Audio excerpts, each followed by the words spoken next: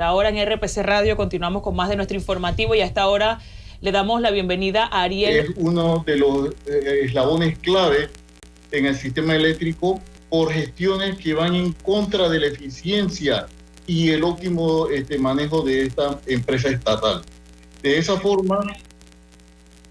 sí, vamos a ver, de esta forma, comenzando y basándonos en el reciente comunicado del Gobierno Nacional que difunde algunas medidas de austeridad, como el 10% de reducción de la planilla y otros temas asociados a esta austeridad, vemos que todo lo contrario, la empresa de transmisión eléctrica ha venido aumentando, incrementando los nombramientos y que esencialmente responden a beneficios de sectores políticos del gobierno que son nombrados en la empresa de transmisión eléctrica, y eso tiene un impacto fuerte en los pagos de la planilla de la empresa. Adicionalmente, se sigue manteniendo la pésima condición y costumbre en esta empresa que tiene un manejo netamente político, alejado de los aspectos técnicos para los cuales debiese estar funcionando, y nombran a funcionarios, diputados, en este caso diputados suplentes, que trabajan ganando salario en la Asamblea de Diputados y en la empresa ETESA. Así es el caso del actual director de Recursos Humanos, el señor Alexis Ayala, que es diputado suplente de Raúl Pineda. Adicionalmente a esto, sí, me quería preguntar algo. Sí, adicionalmente a esto, tenemos que se planteaba en esa medida de autoridad la desvinculación o el cese de trabajadores que ya estuviesen jubilados. Y nosotros vemos que en la empresa de transmisión eléctrica hay 13 de los puestos de alta gerencia, en el cual el salario más bajo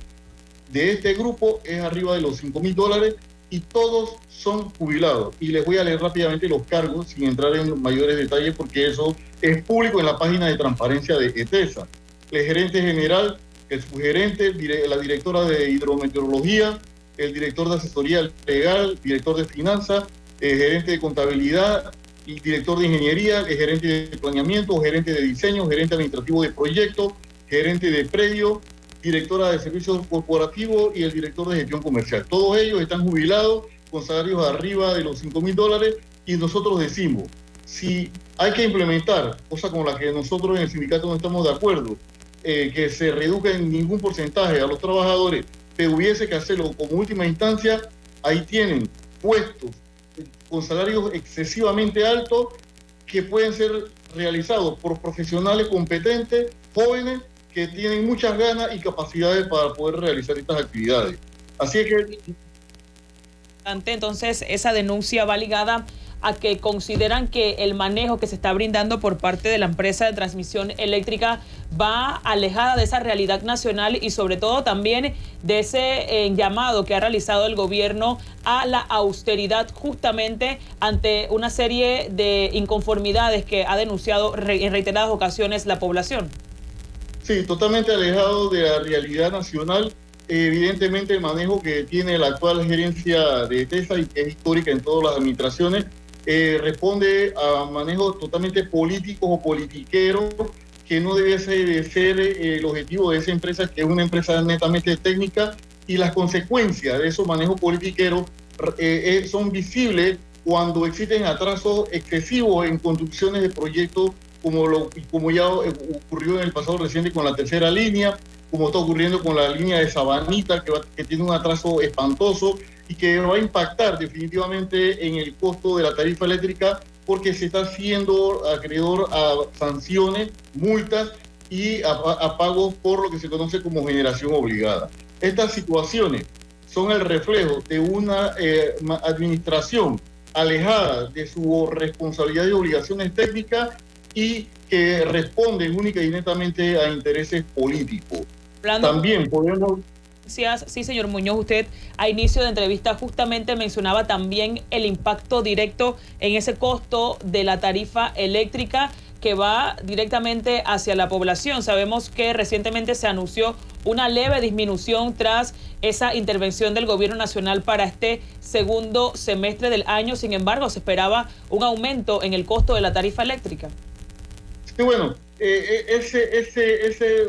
cacareada reducción de 2 y 3% respectivamente de la distribuidora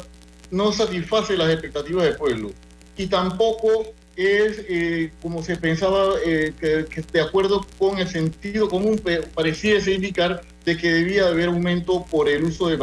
por el encarecimiento de los combustibles. Sin embargo, la realidad del sistema eléctrico panameño demuestra que en este momento cerca del 80% de la generación es de fuentes renovables que no tienen ningún tipo de relación con el encarecimiento de los combustibles. Más aún, los más grandes proyectos de generación termoeléctrica en Panamá es a base de gas natural. Y desde hace muchas semanas, más de un mes, o quizás mucho más, la planta de gas de AES Panamá en la provincia de Colón prácticamente no está funcionando, porque los costos de la generación de este tipo de combustible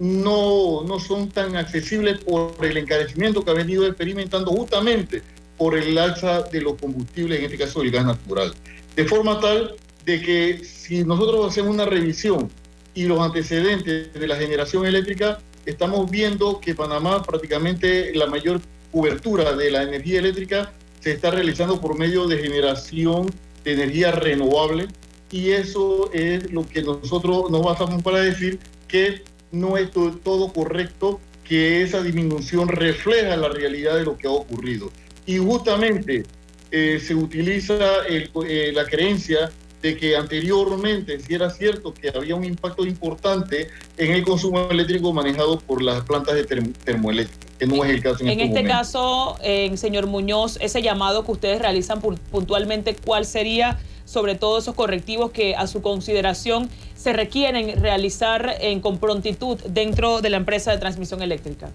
Lo inmediato, el reemplazo de todos los administrativos de esa empresa, comentando con el gerente general, porque el manejo que ellos le han dado a la empresa ha sido netamente politiquero, incluyendo a su equipo de trabajo, que inclusive se prestan para la persecución laboral, la persecución sindical y otras acciones que vayan a contrapelo con el movimiento obrero. Adicional a esto, se tienen que hacer acciones. Lo que sucede, señorita, es que la mesa de diálogo en PNUD, a la cual este sindicato pertenece a través de la CONUCI, está por hacer planteamientos específicos frente a temas puntuales que van a tener en la petición de la mesa aspectos